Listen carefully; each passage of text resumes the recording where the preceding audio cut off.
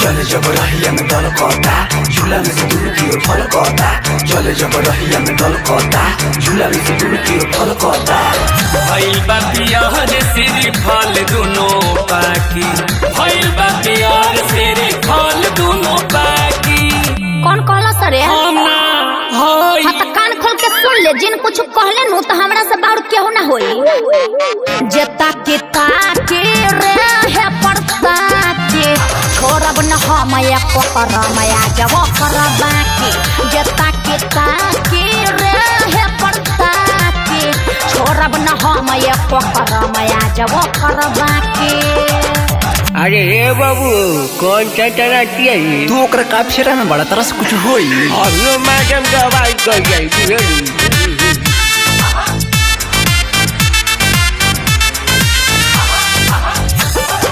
Music by Puneet Bihari. देखते नु बानी कौनो टच नहीं खी करत कब न भेटाई बात सच नहीं करत तो का हो जाई देखी ना न तो मुंह फोड़ देब। आहा देखते नु बानी कौनो टच नहीं खी करत कब न भेटाई बात सच नहीं करत। पीछा के तू देखिए तो बढ़ जाई पहले नजर में वो मर जाई पीछा के तू देखिए तो बढ़ जाई अच्छा। दे दे मुंह तो तर जाई फड़की बनावा जानी झूठो हमसे हाकी फड़की बनावा जानी झूठो हमसे हाकी। ते कहली सा ना हम कहे के कहे जाएंगे तनी के ना मन बसन दिन भर एक काम बका दूसर कामे कर ए जेता के ताके रे है पड़ता के छोड़ब न हमया पकड़मया जब करबा के जेता के ताके रे है पड़ता के छोड़ब न हमया पकड़मया जब करबा के।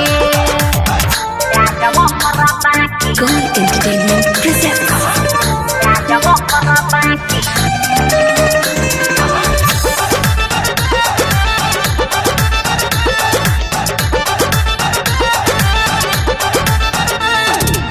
शशि गोस्वामी खैले पुनीत बिहारी का निकल बाबा तारो मुँह में से गारी अभी है बाकी बा अब तू गाड़ी देबू तब का शशि गोस्वामी खैले पुनीत बिहारी का निकल बाबा तारो मुँह में से गारी ई मत बुझिए कि चल जाइबू बढ़िया से करा निकल जाइबू बदल जाइबू संभल जाइबू बोला बोला बोला होई आज पूरा ताहर बाबे जवन बाकी ओहो।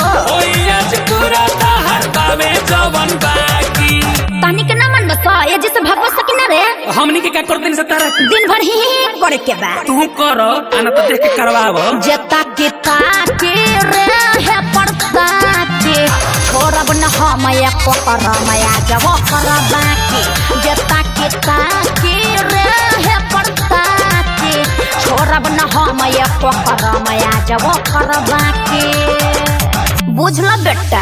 अरे जने पुल धया जो ढक चुटका दियो